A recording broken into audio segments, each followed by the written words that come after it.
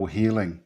Today's a really interesting topic because it's a very highly sought after search on Google is parasites, especially from the US. We seem to have the highest searches that we've ever seen on any topic for parasites and parasite treatment. So today what we're going to do is talk about how we invite parasites, what the things are that predispose us to parasites, and also the 15 top signs of parasite infection or infestation.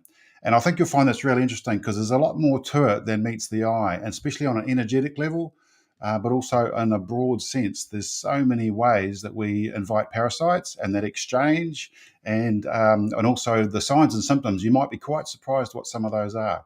So, talk to you in a second.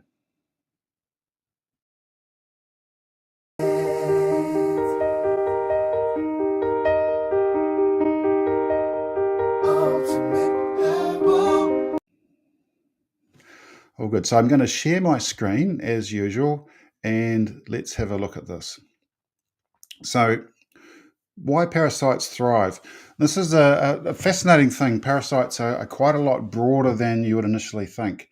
We all know about intestinal parasites and worms. And next week, we're going to talk about the different varieties of parasites. But one thing we don't often think of is the energy exchange of parasites, how we predispose ourselves to it, and also, some of the things that we might not think of parasites as being parasites in the first place. So, one of the top and probably the most common thing that we do to predispose ourselves is our diet. So, you know, what you consume, what you eat, what you put into your gut is obviously going to create an environment. And you may not know this, but there's approximately 100 trillion microorganisms living in our gut. And surprisingly, this is 10 times more cells than make up the entire human body. So there's about a trillion cells in the human body that are the structural cells that actually make up us as a being. But there's 10 times more cells living on us as microorganisms. And that's incredible, isn't it, when you think about it? And so the possibility for these organisms to become parasitic is huge. It's phenomenal. And of course, our gut, which is the most common thing we think of with parasites, is the first place you think that they may start to get into your body or get out of control. And so your diet has a huge impact on that. So obviously, processed foods, nutrients, so important. If you're having processed foods, your nutrient levels can be low, and the parasites love things that are out of balance. And think of it this way: when you're down, when you're not well, when an organism is dying, for example, when a plant or an animal is dying, that's when the organisms want to come in and digest and take over. So when you're down, and this obviously applies to your diet, poor nutrition has a huge impact on your gut health. And this is going to invite or create an environment for parasites. So that's first and foremost. Then you've got your lifestyle. So equally important, in fact, is your lifestyle. If you're not looking after your gut health, that's one thing. But stress, and we all know, we've heard about this recently, the gut-brain connection. So when you're under stress, your gut and your digestive system, the energy actually gets cut off because the cortisol system takes over. And so the digestive system actually gets shut down. And so stress is a major factor for disrupting gut health, gut microbiome, which can help invite parasites. Sleep, equally important there. Sleep, the sleep cycle, the circadian cycle of hormones in your body is what you would call the kingpin of the whole entire hormonal system in your body. If you're not getting good sleep, then the whole entire ecosystem in your body gets thrown out of balance. So important. So there's some lifestyle things, and obviously physical activity, exercise is very good. A sedentary life is going to invite parasites because, again, it's like an organism when it's down. A living thing when it's resting the whole time, it appears to be inactive and dormant, and that's when the parasites will come in and start to take hold. So staying active is really important. Now, here's an interesting one about energy. This is, um, I wouldn't call it pseudoscience, but it's not 100% recognized by science as a parasitic invitation, is when you're a people pleaser or when you like to give your energy away. It's well recognized that there is such a thing as parasitic energy. It's when others will sort of prey on you, they'll hang around, they'll ask you for things all the time, they'll take up your time and space and constantly demand from you. And these people can become what you call parasitic. And, you think of children are a great example. We know that children feed off us and they feed off our energy.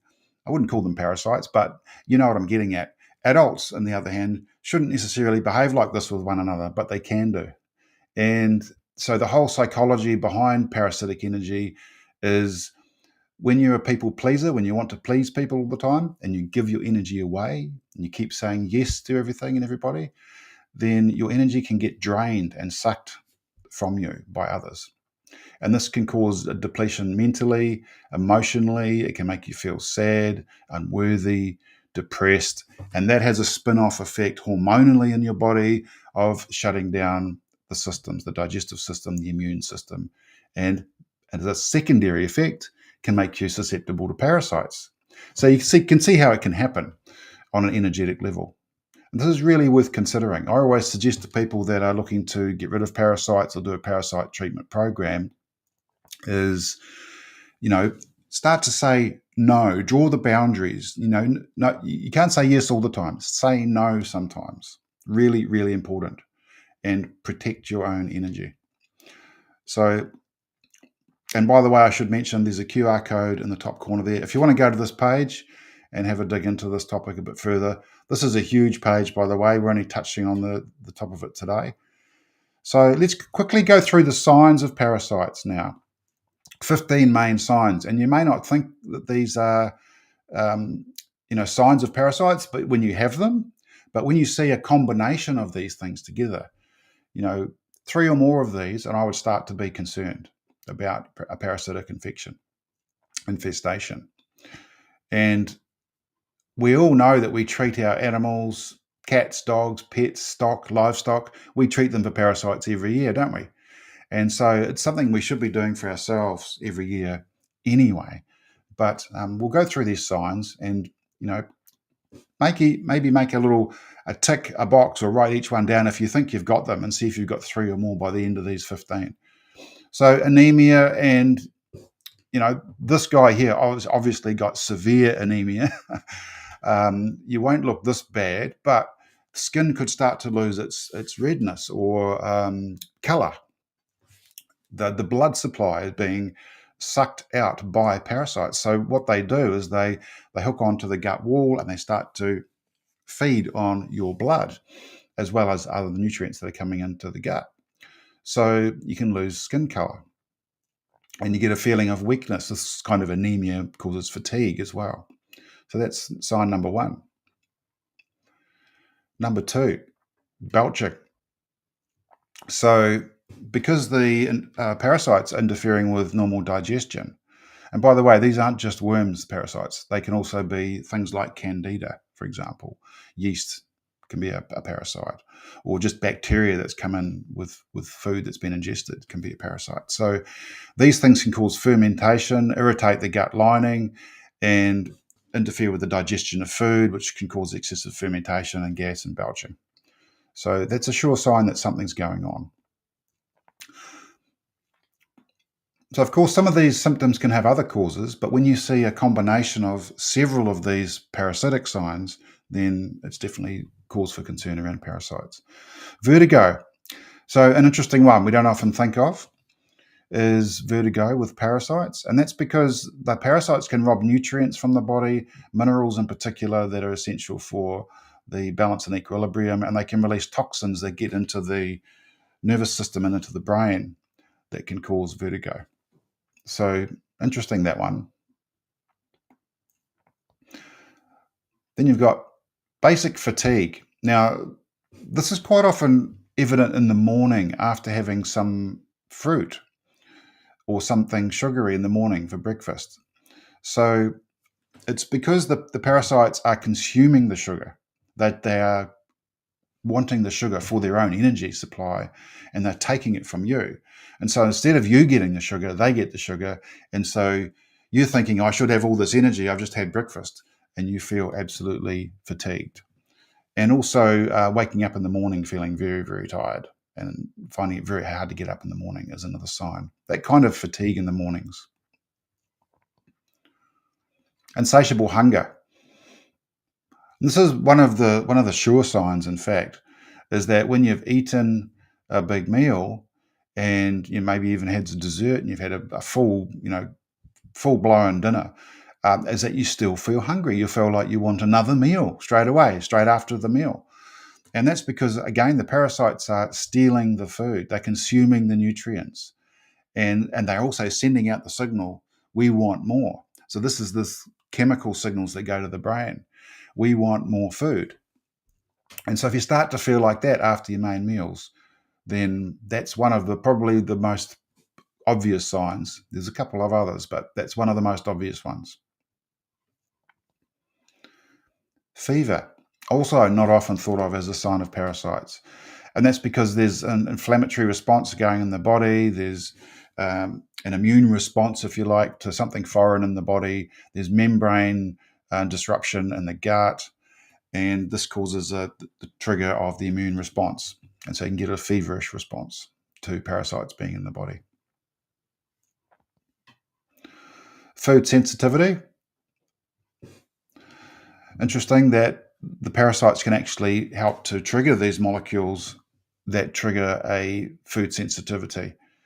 And they can be especially sensitive to certain foods like nuts and seeds, but also raw foods.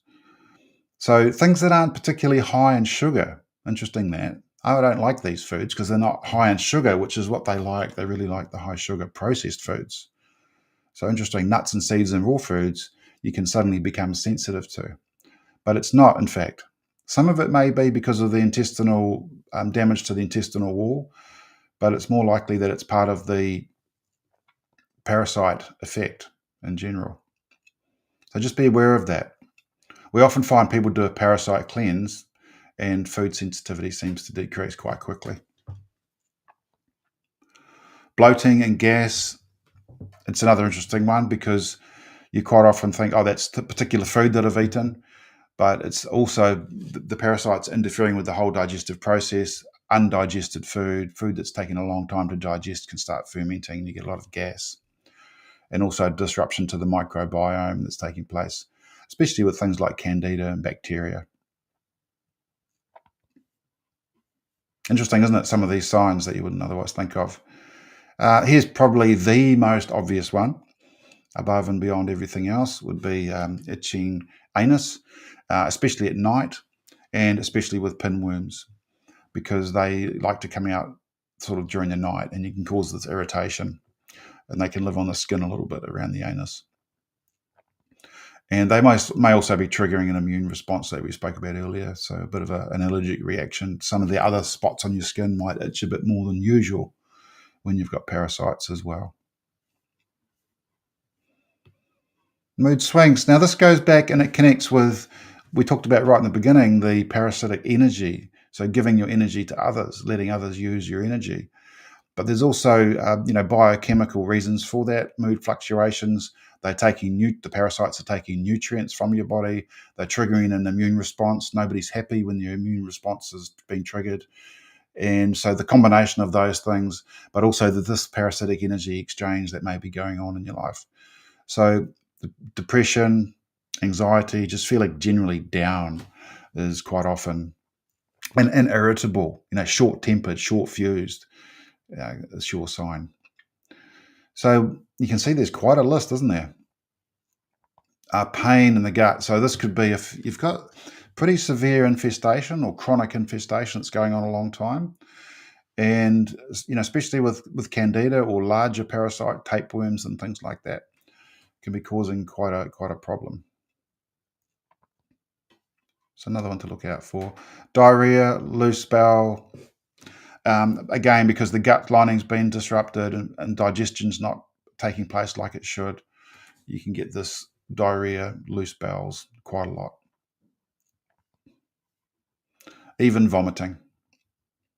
And this can be, again, if it's prolonged, or if it's chronic, or if there's multiple parasitic infections going on, you can get to the stage of vomiting, just because the body's saying, get whatever this is out of my body. And so it's an extreme response. So if you're getting vomiting and fever, insatiable hunger, fatigue, depression, all those combination of things, then a parasite cleanse is definitely on the cards. Couple more. General weakness, and again, nutrient depletion is going to be a big part of this. Digestion being disrupted, inability to absorb food properly, an inflammatory gut lining, so you're not getting proper digestion there, electrolytes being lost. So the whole shooting box really just, connects with all the symptoms above. Your body is just not going to be getting what it needs to make healthy, strong muscles. And weight loss. So because you're not getting the nutrients, not getting the food, not getting what you need, and the parasites are taking it from you. So very interesting combination of events, isn't it, when you think about it? And I've seen many, many people over the years with parasites, doing parasite treatments with herbs. And herbs are extremely good at dealing with parasites, because you can take a worming tablet, or the worming pill pharmaceutical version, and yes, it might kill the worms that are in your body straight away. But it's a bit like taking antibiotics. You can kill bacteria using antibiotics, but what it doesn't do is rebuild the host, or rebuild your gut, rebuild your immune system, and help prevent the parasites from coming back. And using herbs and diet, what you do is you knock them back, but you don't just go in there and kill everything. And what it does is rebuilds the gut, rebuilds your immune system, your whole health of that whole digestive system, and helps long-term prevent parasites from taking hold. And so if you do this once a year, do a parasite cleanse once a year, which is part of the programs that we recommend, then you should find that the possibility of getting parasites becomes less and less and less over time. And I remember one case of a client of mine that did a parasite cleanse, used their program, and he had a tapeworm, he said, came out of his body, and he saw it in the toilet, and it sort of came up and it turned around and basically looked him in the eye from the toilet bowl. And this thing, he said, was as long as his arm. So you can imagine that. And this is actually, a thing that happens, especially if you've been swimming in rivers, or you've been, traveling around and you've been exposed to unclean water and things like that. So I hope that's been interesting today, and look forward to talking to you next time about different types of parasites in a bit more detail. And then we'll go on maybe a week or so after that, and we'll start talking about the herbs and the food you can use, and the herbal program for parasites. So good talking to you again today, and we'll talk again soon.